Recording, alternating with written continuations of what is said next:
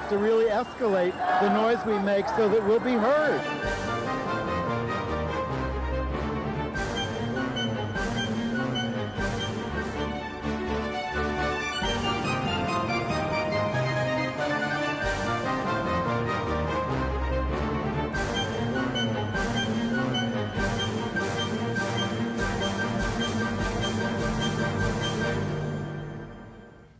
Welcome to Gay USA. I'm Andy Hum. I'm Ann Northrup. And in the news this week, we've learned that the Pope is Catholic.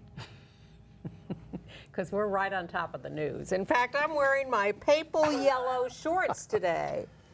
And I'm wearing a green tie because he's such an environmentalist, but more about how he's not such a good person later. Yes. In other news, our president, Obama, has nominated an out gay man as the Secretary of the Army.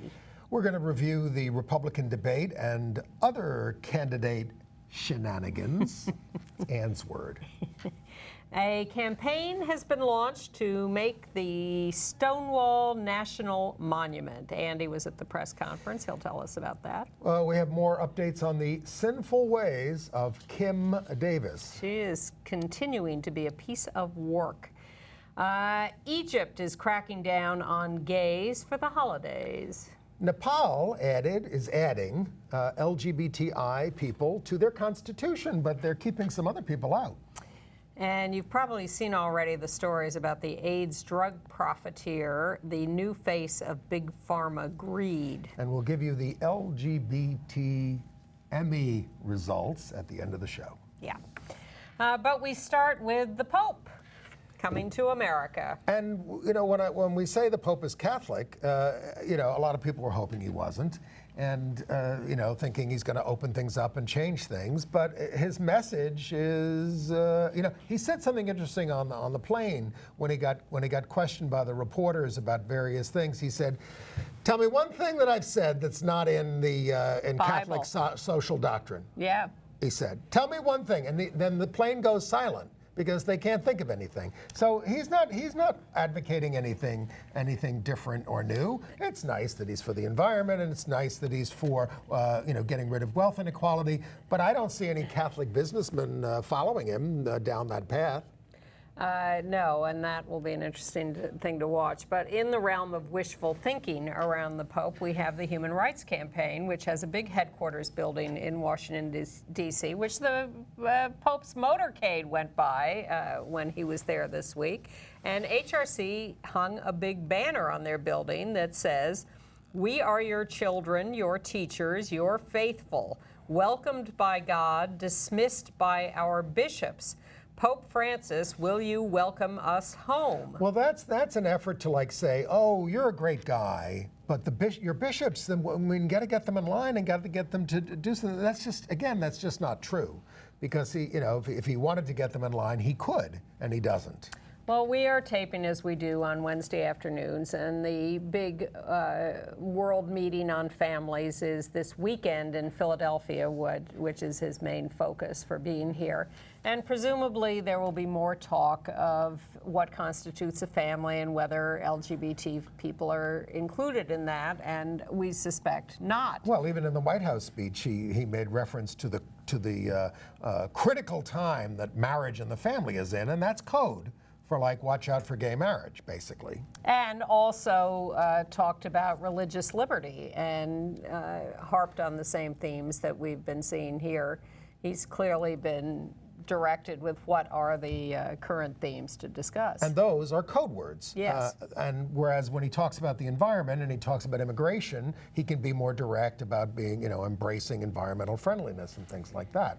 Now, meanwhile, as he was about to arrive, we were hearing lists of LGBT people and leaders who were invited to the White House to be part of this crowd of thousands of people on the lawn when he spoke. The woman who was fired as a teacher from the Catholic school in Philadelphia. Margie Winters, I think her name is. GLAAD was there, and the person of Sarah Kate Ellis, their executive director, and other people. Why would they go to pay homage to a pope who condemns you? Well, seriously. I mean, Gene Robinson was there, and he was interviewed on CNN right after the Pope's speech. They pluck him out of the, well, they didn't pluck him out. I'm sure they prearranged it. And, there he is. And Gene was trying to finesse it and, say, I'm honored and humbled to be here. And I never expected to actually meet the Pope and all that. But, yes, the Wall Street Journal was trying to stir some things up by saying these were controversial a Vatican invitees. official objected to the White House about these invitees. And yet Gene Robinson said, it is progress because he has initiated a change in tone. And as he meets with gay and lesbian families, as he already has, he's not meeting with gay and lesbian families, at least those who affirm themselves. The only gay speaker allowed at this World Meeting of Families is a guy who hates himself, who belongs to the group Courage. He's met with a transgender person. He's talked about, he keeps getting quoted with this, who am I to judge? But the fact is, none of the doctrine, none of the practices are changing. You see, half the people in his profession, the priesthood, and they're all men that we know about. As we are reminded over and over, looking at these pictures. Yeah, are homosexual men who hate themselves and are closeted. And that certainly gives you a bad attitude towards gay people. You need to meet self-affirming gay people. And, again, there are people who have rationalized their position of closetedness, certainly. In 2015, all the adulation going his way and the in many ways uncritical press coverage. How in 2015 can you say, how can you be a part of an organization where women are simply completely 100% blocked from leadership? It's just outrageous. And where the rape of children has been swept under the carpet to a great extent. Right. So. But I do blame the news media and the U.S. politicians for fawning all over him as much as he himself. Yes. Yes. At any rate, I've found it depressing. Yeah. Enough on the Pope? I think now? so. For now. You'll be reading, you've already heard more about him on the news. I suspect more things will crop up during the weekend that we will discuss next week. Yes. That may already have happened by the time you see this, but we'll try to catch up when we can. Yep. But we are pleased with what happened politically. Let me, one more thing. Mayor Nutter of Philadelphia, I hope this happened. We have a picture of him, the mayor of Philadelphia. At least the mayor of Philadelphia said, if I get a chance to have any FaceTime with the Pope, I'm going to bring up LGBT and anti-LGBT discrimination with him. And I didn't hear anything like that from New York officials, although I did ask Tish James about it, our public advocate, a citywide official, and she said she didn't expect to have FaceTime with him, but she said she would as well. I suspect the Pope would say he is against discrimination. Well, as he discriminates. And the evidence, exactly. The evidence is Catholic school teachers fired across the country for getting married to someone of the same sex, and they do nothing about it. Yes. All right. Yes. Let's throw in the good news, which is that Eric Fanning, an out gay man who has been an assistant secretary and undersecretary for the Army, the Air Force, the Navy, and the overall Pentagon hierarchy, has been nominated by the president, or is about to be, as Secretary of the Army. This is stunning news that an out gay man would be put in charge of the Army. Yep. By the president. And of course, Mike Huckabee was one of the first to speak up about this and declared it an act of appeasing America's homosexuals. As opposed to appeasing evangelicals, which is what he would like you to do. Former Representative Patrick Murphy, who led the fight against Don't Ask, Don't Tell, is nominated for Fanning's job as Undersecretary of the, old job as Undersecretary of the Army. He was, by the way, Fanning was once Secretary Ashton Carter's chief of staff. Mm-hmm. No, he's held a lot of big jobs in all the services and the Pentagon. And Amanda Simpson was sworn in as Deputy Secretary of Defense for Operational Energy. She is a transgender woman. The highest ranking in the administration. Meanwhile, Chelsea Manning is still being abused at Fort Leavenworth. Well, what was he doing using expired toothpaste? I mean, I don't understand how this is a crime. This is what, I'm sorry, I used to know you before. This happens sometimes, and I apologize. I have old friends, because I was with Chelsea before Early she on. was a woman. Before, yes, well, before she came out as a woman. That's right. Chelsea is in Fort Leavenworth for having supposedly disseminated state secrets, just making public some private records of the government, none of which have had any bad implications for the U.S., by the way.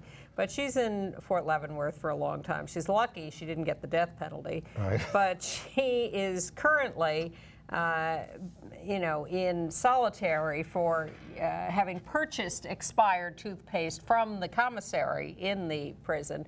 But now the court had ordered the Army to treat her appropriately as someone with gender dysphoria and acknowledge her as female.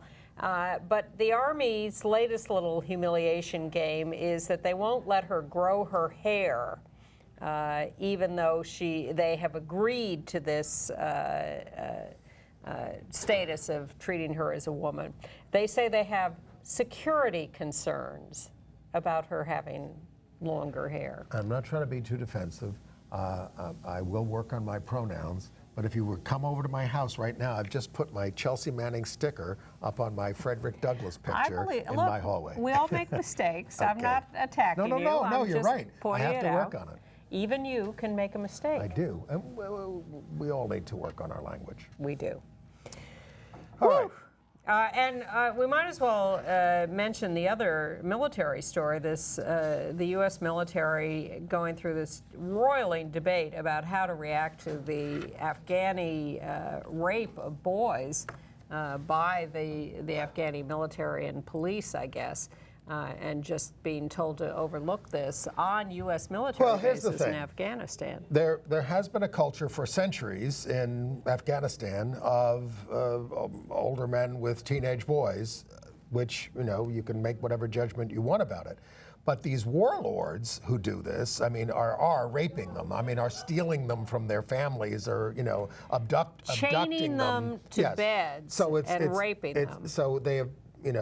Something that we may not approve of in general, but they've obviously perverted even further, and Americans are being asked to look the other way. Yes, but it's now coming to light, and I'm glad about that. And whether this one guy got kicked out of the Army for blowing the whistle on him, for trying to confront a guy who was doing this. And another one got shot and killed by one of the teenagers because they resent the American military for enabling these warlords who were running things. Well, I'm going to segue into another sexual assault story, which is this report from hundreds of campuses around the country that merely repeats something that we've talked about for years. They surveyed 150,000 students at 27 colleges and universities and found, as they have found many times over the years, that about a quarter of female college seniors reported that since entering college they had experienced some kind of unwanted sexual contact, anything from touching to rape. 1/4. Now, this is a historically famous figure in feminist circles, that 1/4 of women experience first intercourse as rape. And this is borne out by this study, and it's horrifying. But when you get to the last two paragraphs of the story in the New York Times, it is only then that you read that across the 27 universities, men experienced much lower but still significant rates of sexual assault. 8.6% of male seniors said they had experienced some kind of unwanted sexual contact, including 2.9% who said they'd experienced penetration, attempted penetration, or oral sex carried out by force or incapacitation. And then transgender students and others who do not identify as either male or female had higher rates of assault than women. Experts said this was the first large-scale study they knew of to measure the extent of the problem for transgender students. Now, there was higher than women. There was one, I don't call it a problem with the study, but there was a reticence to fill out this survey by a lot of people. They got a lower participation rate because people just didn't want to talk about it. So maybe the results skewed higher, but yeah. I'd like a little more detail on the sexual assaults against transgender students. And what to do about all of it.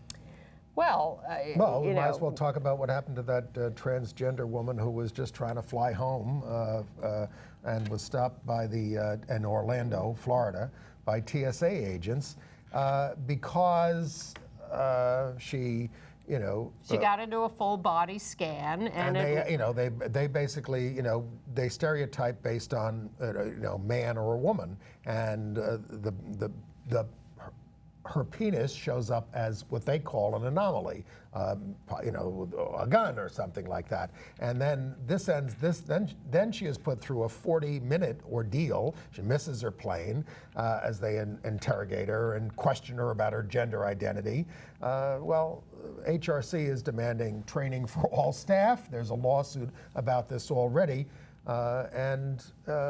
it was evidently quite a scene in the Orlando airport with her trying. She told them immediately she was transgender, and they just wouldn't let her go. They continued to humiliate her and harass her. When she missed her plane, she tried to get another ticket. The airline wouldn't help her at first or wanted to charge her all over again.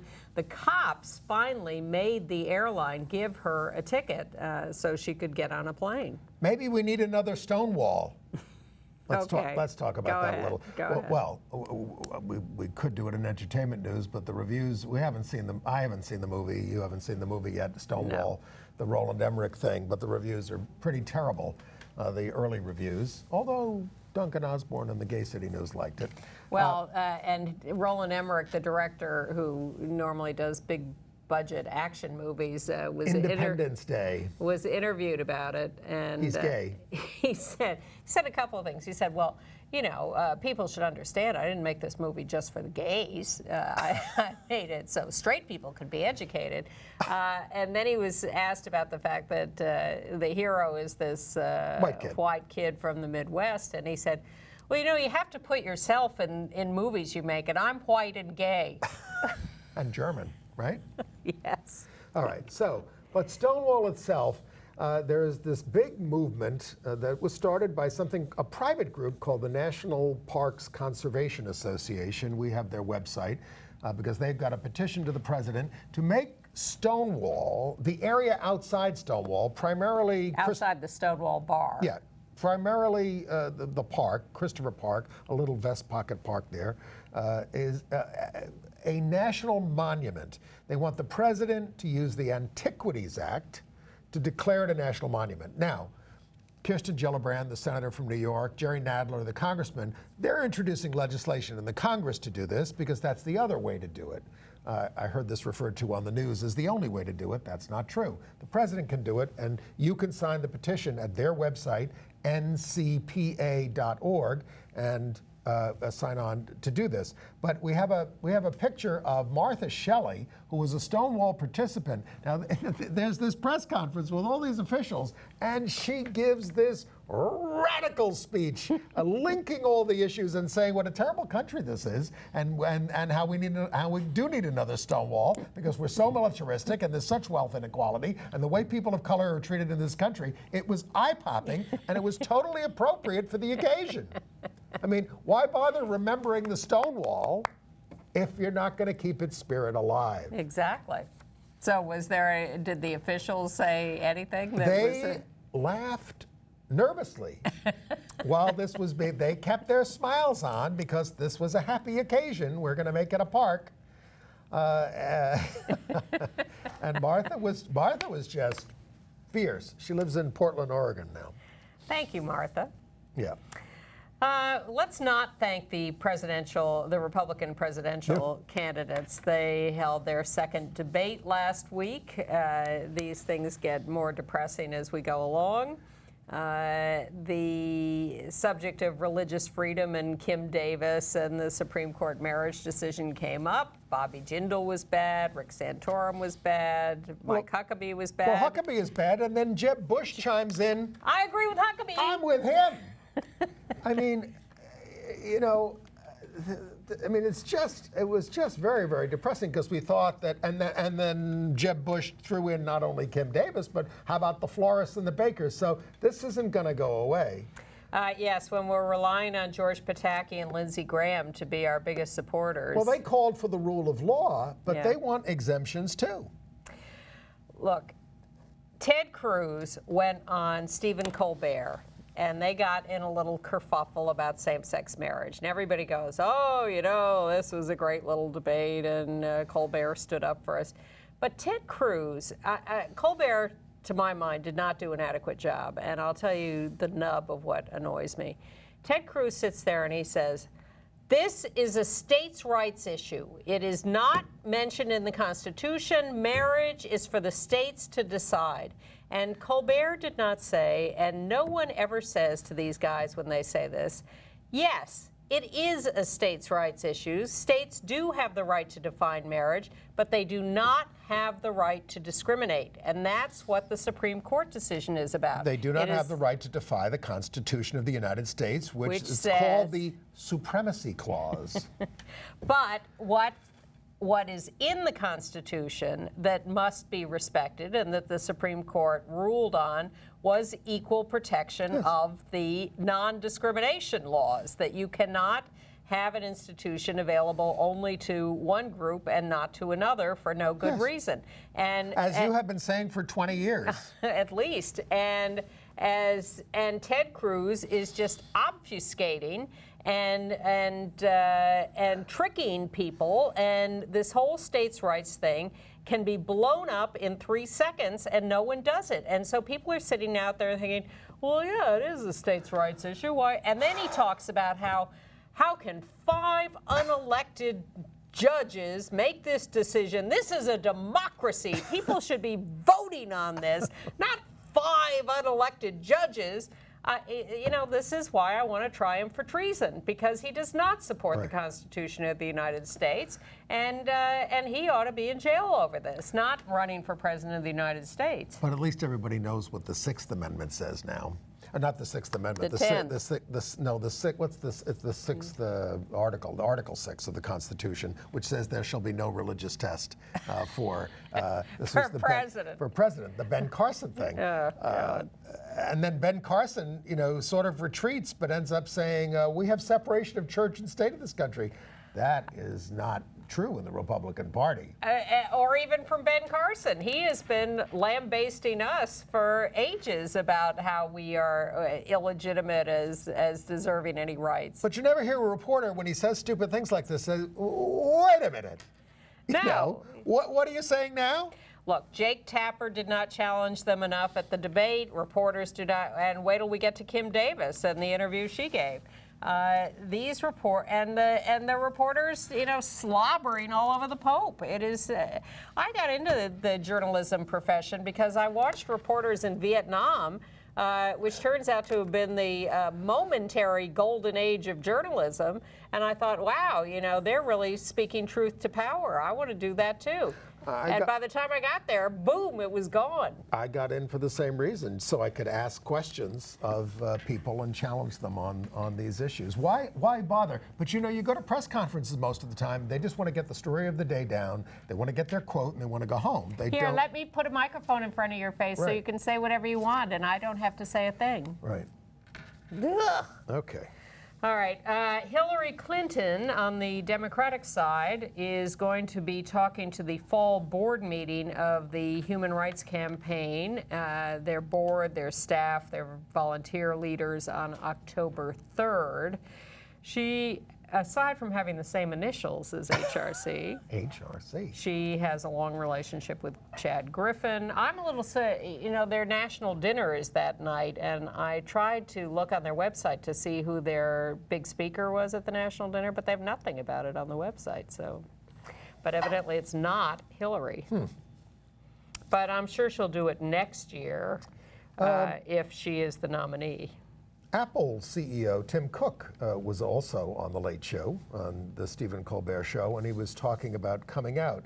And he said he saw the bullying of gay kids rejected by their parents, and he said, I valued my privacy significantly, but I felt I was valuing it too far above what I could do for other people. It's like discovering something on your iPhone that's always, that it's always done, but you didn't know about it. Well, speaking of bullying, let's do a few of those stories. Fayetteville, North Carolina. A bar owner, we're skipping. At Louis' Sports Bar. Yes. You know, it's a local crowd. Yep. And a couple of gay men were in there just Watching a band perform. Yeah. Andrew Darris was visiting his friend Dustin Baker from Los Angeles and said it was they kissed. They had a 2-second kiss for some reason. A little peck. And the owner said she received 9 or 10 complaints and told the men that they were making people uncomfortable and they had to leave. But they're cute. Look at them. I mean, you know. Well, we're always held to a different standard on public displays of affection. You're telling me. And in South Carolina, that was North Carolina, in Chesney High School, South Carolina, the high school told a senior, an out lesbian senior, Brianna Papone, yeah, we have a picture of her. that she could not wear her "Nobody Knows I'm a Lesbian" T-shirt, but Lambda Legal Defense wrote them a letter and said, hey, we have free speech in this country, and there are special rules in school about creating disruptive situations. But she'd been wearing it for a couple of weeks and without incident, but then somebody decided it was a disruptive, and her First Amendment rights won out. And we're going to mourn and celebrate the life of another ally in situations like this, Yogi Berra. Right. Yogi died at 90. He, of course, was a New York Yankees star catcher, total hero for many, many, many 10 years. World Series rings. Yep, and took both the Yankees and the Mets to the World Series as a manager. And he worked with Athlete Ally, the LGBT supportive organization that helps gay athletes. And he was an ally for them, and he mounted an exhibit in his Yogi Berra Museum in New Jersey about groundbreaking athletes who had furthered civil rights, and included people like Billie Jean King in that. And was just a stand-up guy for the LGBT community. Sweet guy, too. Yeah. Yeah. We are celebrating Bisexual Awareness Week this week. It's almost over if you're watching the show. Yep. But it is, and you can go to bisexualweek.org to learn. That is a picture, I hadn't seen it before, of the bisexual flag. Pink on the top, dark blue on the bottom, and then you get kind of purplish in between, don't Lavender. you? Yeah. The White House held a meeting, its second meeting of members of the bisexual community to discuss issues. But the meeting, to my disappointment, was off the record. Off the record. They're closeting the bisexual meeting at the White House, but they held it to raise awareness. Well, you know, you can be out about the Pope, but not about the bisexuals. I have a Catholic story which sounds encouraging and surprised me to some extent. That Xavier High School, which is a boys, well, maybe not, I don't know if it's integrated at this point, but it's a high school, Catholic high school right here in Chelsea where we live, has a gay-straight alliance. And this is it's not connected to the church right next door, which is St. Francis Xavier Church, where Dignity was thrown out in 1987. But it's a very old boys' school, and it was great to see that the students were being out in the New York Times declaring themselves. It was heartwarming. Yeah. And another heartwarming little story came from Kansas City, Missouri, where transgender student Landon Patterson was elected homecoming queen at Oak Park High School. Very popular. We have a picture of her. Very happy, and all the students very happy. Congratulations to Landon. But in St. Louis, the 8th Circuit barred Obamacare from requiring contraceptive care, even if the religious employer doesn't have to pay for it. Now, this isn't considered an outlier, but it creates a split in the circuits. And so it could go to the Supreme Court. Likely. Yeah. In Jersey City, New Jersey, they have added trans care for city employees to their health benefits. The United States House Committee on Veterans Affairs, mostly along party lines, but not entirely, rejected an amendment, 10 to 12, to reflect that LGB veterans are entitled to spousal benefits. Now, they get them already, but they wanted to codify this in law. Would have changed the definition of a spouse under Title 38 to clarify that not all spouses are of a different sex. Full spousal benefits are flowing, nevertheless. Well, as you say, yes, the Veterans Administration changed its policy shortly after the Supreme Court decision to acknowledge all spouses. So it's like one of those things with the sodomy laws. They're still on the books in many places. You'd like to get them off because they don't line up with the Constitution. And one issue here, because Representative Corinne Brown, a Democrat who's a big LGBT ally, voted against this amendment and was asked, you know, why? Why would you not want to change this? And she said, because I was afraid that it would jeopardize what else is in the amendment, which is a permanent cost of living adjustment for these benefits. And if we throw in the changed definition of spouse, it's going to bring up resistance on the floor. So is she saying if it ain't broke, don't to some extent. I mean, you've already got what you want. Right. This isn't going to take you any further down the road. You've got it. And meanwhile, it could screw up the cost of living adjustment being made permanent in the law. So, you know, I understand that. Okay.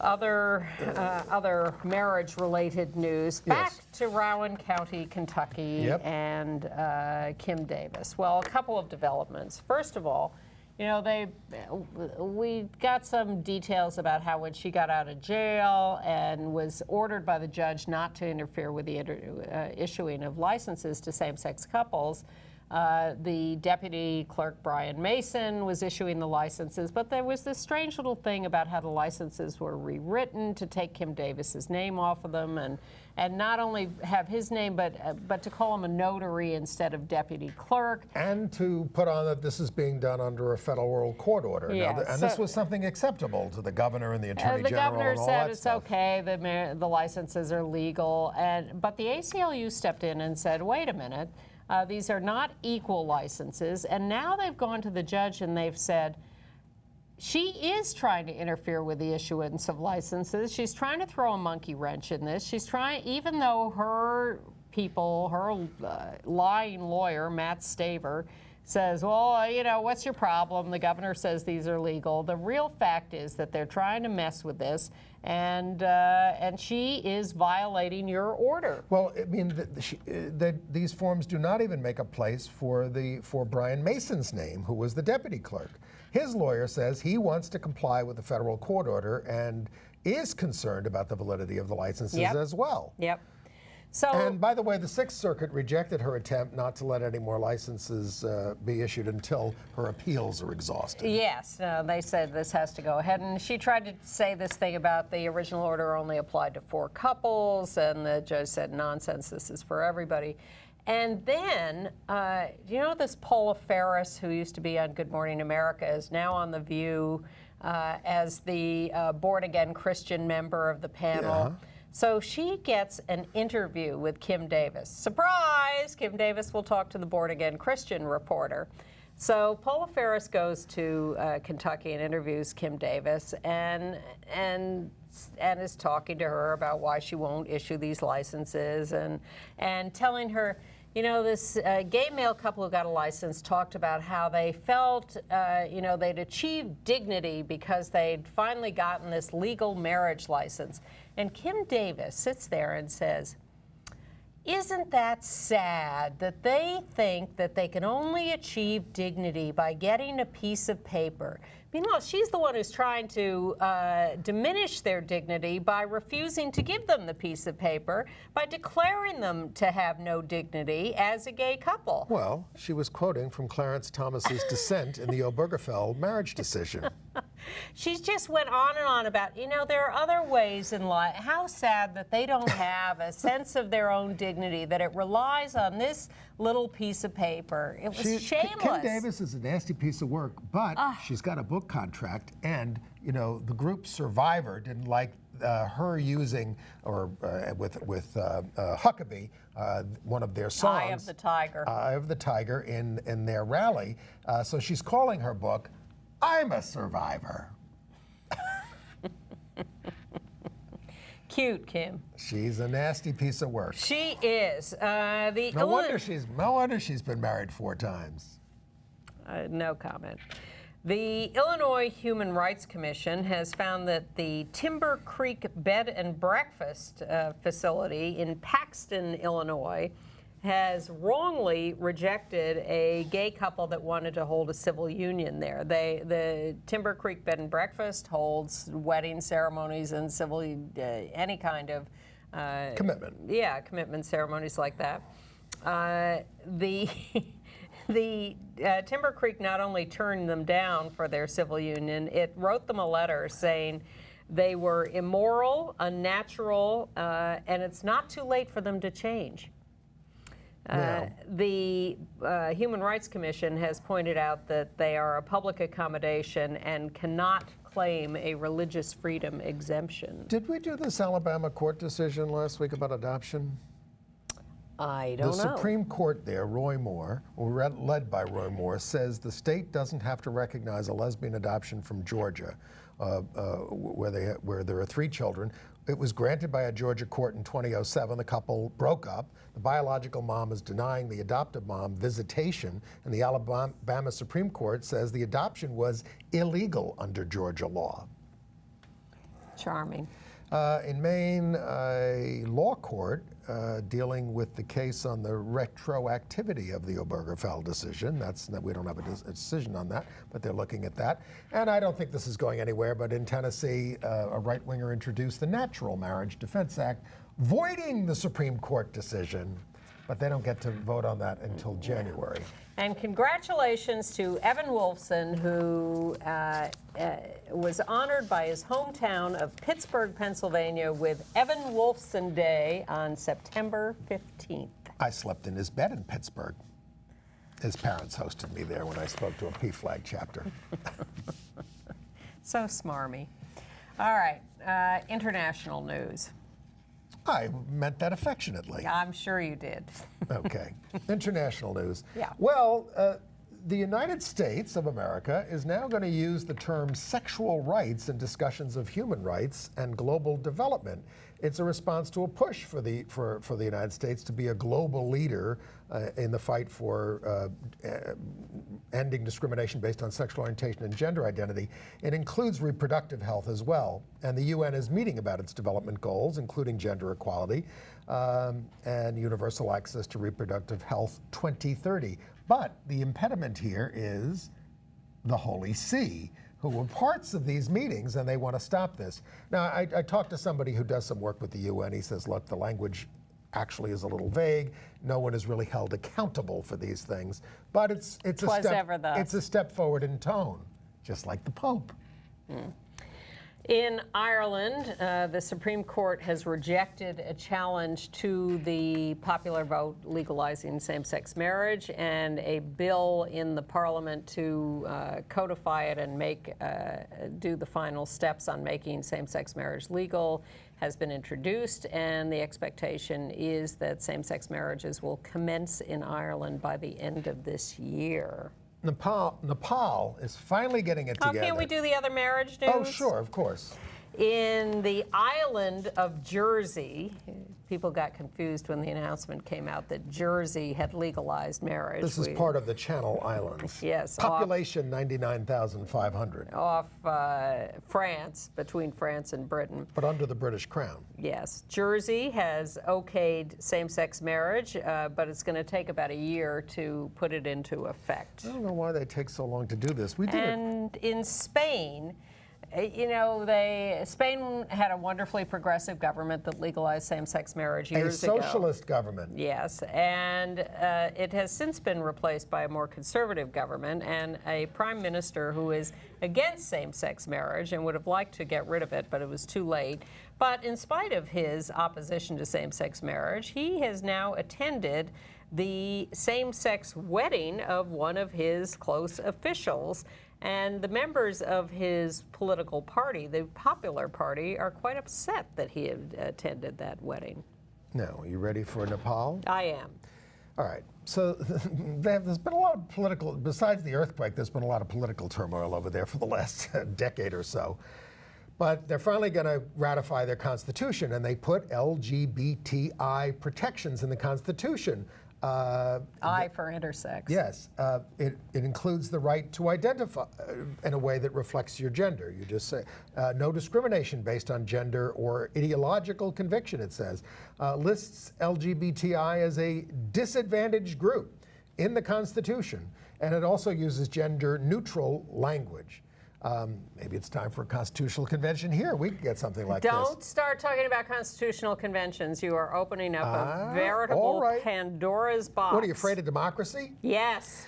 But in this constitution, in a subsequent story I read, several ethnic minorities are protesting that they're not protected in the new constitution, and there have been deadly protests as a result. Some political parties burned the constitution rather than even vote on it. So. Not peace in Nepal yet. Yeah. Sad story out of Bogota, Colombia. Yes. A 16-year-old boy, Sergio Urrego, I have a picture of him. has committed suicide after he was outed and harassed by his Catholic school. The principal of the school told his classmates that he was an anarchist, an atheist, and homosexual. But 40 of his 42 classmates attended his funeral. Having done so, they must make up the lost school day by going to school an extra day on Saturday. A teacher found a picture of him kissing his boyfriend and haul them in. And the boyfriend withdrew from the school, but they wouldn't let Sergio withdraw from the school and transfer to another school. And that's when he became despondent. Yeah. And his farewell message to us that is, my sexuality is not my sin, it's my own paradise. But he did take his life. Wonder what the Pope has to say about Yeah, exactly. He could stop this kind of things if he would. In Calgary, Canada, a Christian, self-defined, bus driver has been fired for refusing to drive a city bus that had a rainbow on it, advertising the local Pride March. I'm not driving that bus of sin. Oh, my God.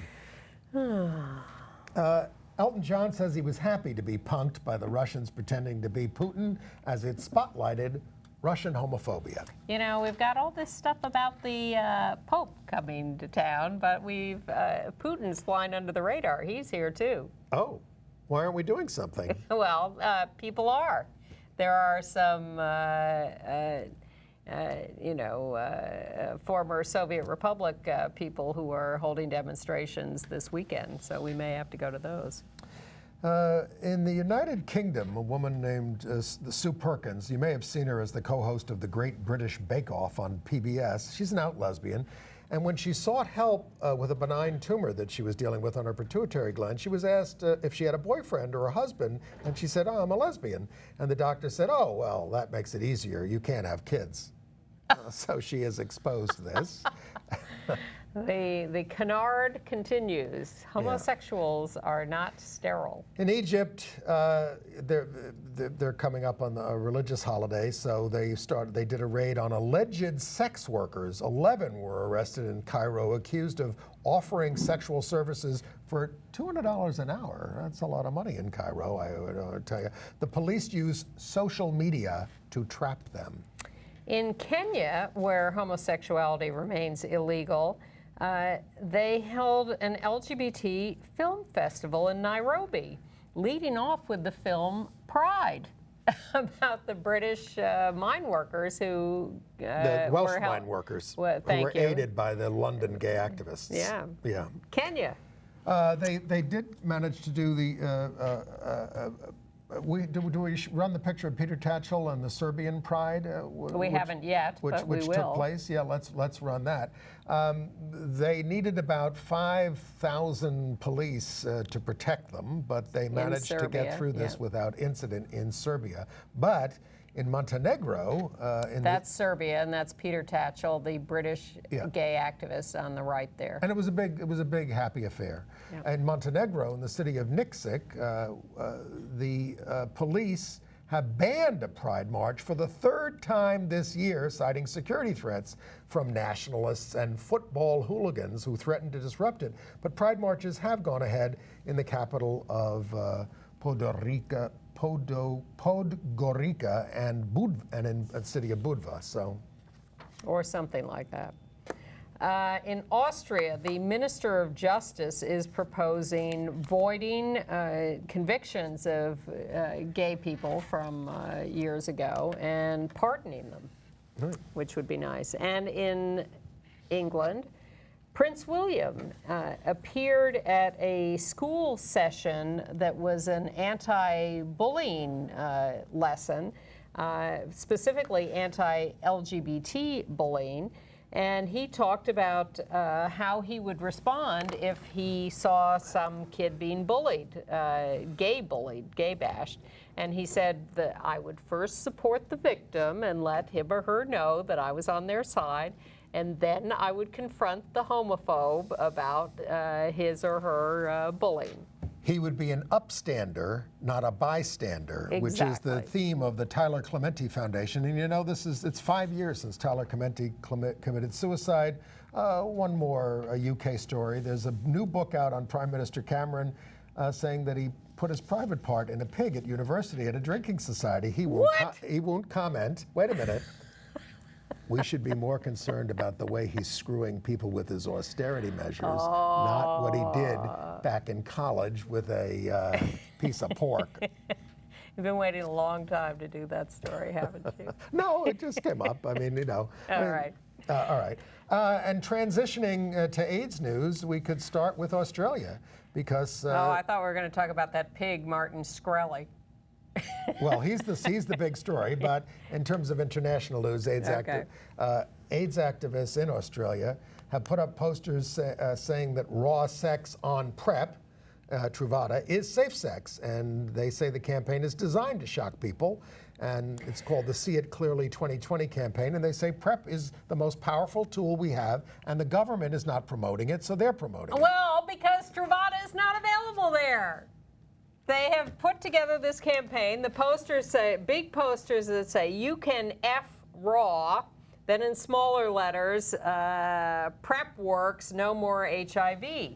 And what people are afraid of, first of all, is it doesn't mention STDs. And second of all, that the message is that you can have unprotected sex. But Truvada is not available or not widely available in Australia, and part of this is to promote it being available. But this is a little risky, this campaign. Certainly provocative, but unless you can get the drug, that's a real problem. Well, it's got people talking, as does my new hero, Martin Shkreli. I've heard it as just Shkreli, but I don't know. It's Shkreli.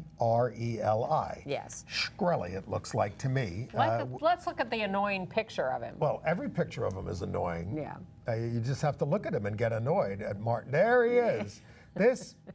Speaking of pigs, this is the king of the pig people this week. But he is my hero.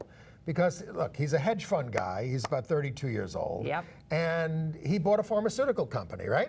Well, he created a pharmaceutical company, and then he buys the rights to particular drugs. He buys a 62-year-old drug, practically almost as old as me, that is used for, it's called Daraprim. And it is used for multi-drug resistant TB. It is it is used for toxoplasmosis. People with AIDS take it, people with compromised immune systems, et cetera. Toxoplasmosis is a brain infection, common or formerly common to people with HIV. Now, the drug, when he bought it, was being sold for $13.50 a pill, and he raised the price to $750 a pill. As we tape this, he is saying he's going to lower it so he can make a modest profit off it. I don't know what the price he's come up with is. Well, no one does. But the big pharmaceutical companies are furious with him, because he has shown a harsh light on how greedy they are. And this is not right. I mean, Hillary Clinton has spoken up, Bernie Sanders, they want to do legislation. That's what we need to do about this. We need legislation to stop this kind of profiteering on these. This is happening to generic drugs all over the place. The pharmaceutical industry is, I think, the most profitable industry, with the possible exception of arms sales, in the world. There are no price controls. They can charge whatever they want. It's why we have fought the U.S. government for years on these trade agreements, because the trade agreements always have a clause within them that protects the patents of the U.S. pharmaceutical companies against generic manufacturers around the world. The pharmaceutical companies are outrageously profitable. Well, when you're very profitable, you can buy a lot of politicians. That too. And this guy, when challenged, said, well, and he got, it's an orphan drug, essentially, because it doesn't have a lot of sales. There aren't that many patients who need it or buy it. So there isn't a lot of competition. There aren't a lot of other drugs. So he can charge whatever he wants for this one drug. Plus, they have controlled distribution on it. It's only available, I think, at Walgreens mail order or something. So it's hard to make a generic version because the distribution is controlled. They can't get a hold of it to make a generic version, and because there is a small market for it. Now, his story was, well, I'm going to take these profits and I'm going to find a new drug to treat toxoplasmosis. And the doctors say, this one works just fine. Exactly. It was originally sold for $1 a pill, which gives you an idea of what it costs to manufacture. Well, one of the memes or things that was put up compared him to Jonas Salk, who spent 7 years working on the vaccine for polio, and gave it to the world. Yeah. Because it was going to save millions of lives or more. This guy's only, look, you have only, if we can put that picture back up again, I would like to see that. I was worried that he was gay because he calls the company Turing Pharmaceuticals. Does this look like someone who is taking the profits and using them for the greater good, or is he using it for that race car behind him and other toys that he is purchasing with his profits from his pharmaceutical company? He named his company after Alan Turing, who was the gay guy who broke the Nazi code for the Allies in World War II and won the war.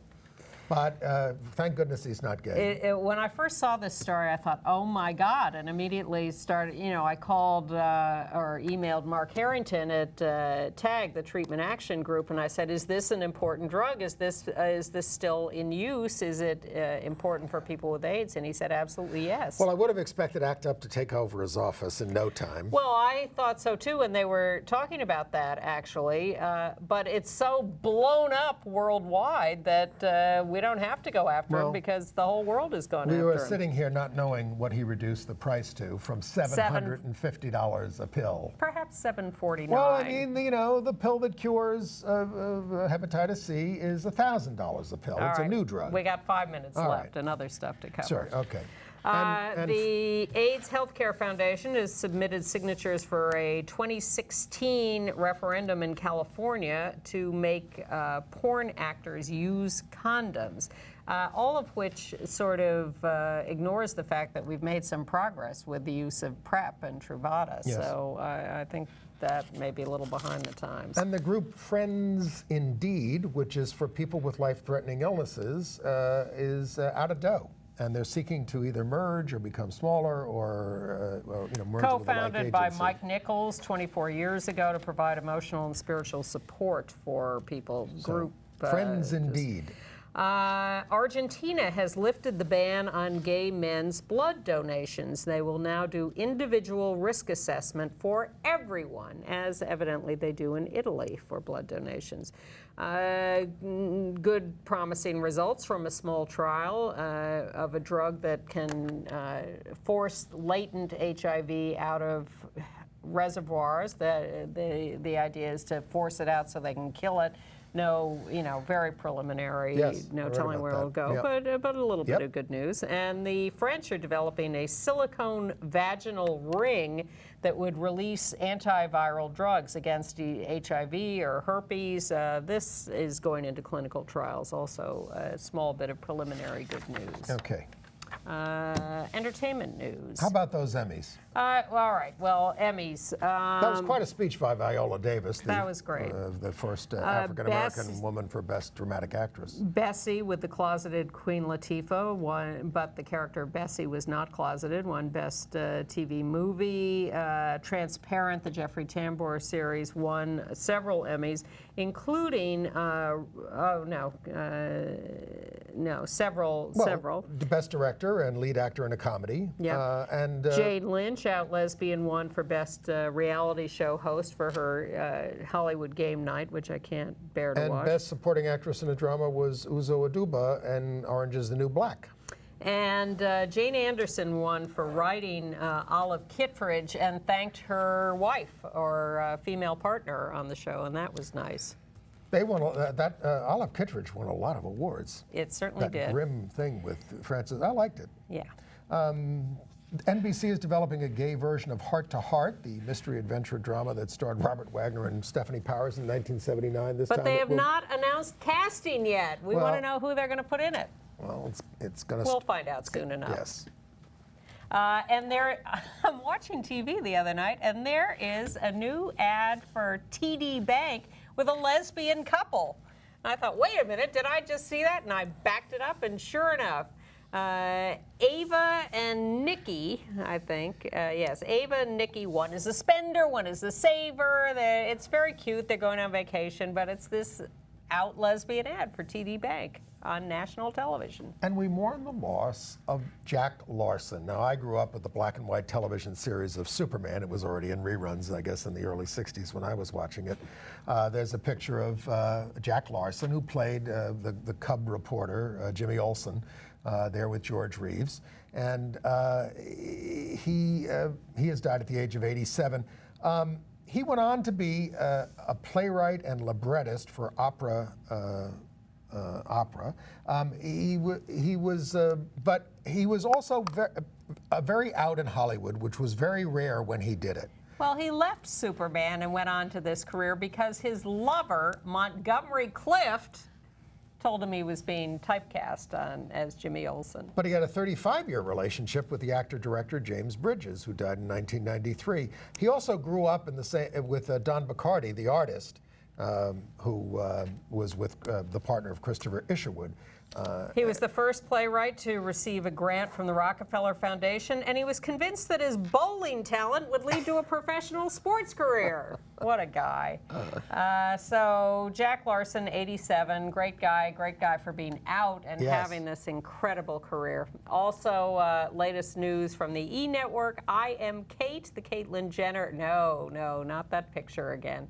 Caitlyn Jenner's series is being renewed for a second season on E! Maybe starting in March. People are sort of turning on Caitlyn Jenner. But I still think she's doing a great thing in spite of her flaws and need to be educated. And we will be back with you next week. And tell everybody about the show if you can. And we'll see you next week. Increase our community. See you next week. Bye.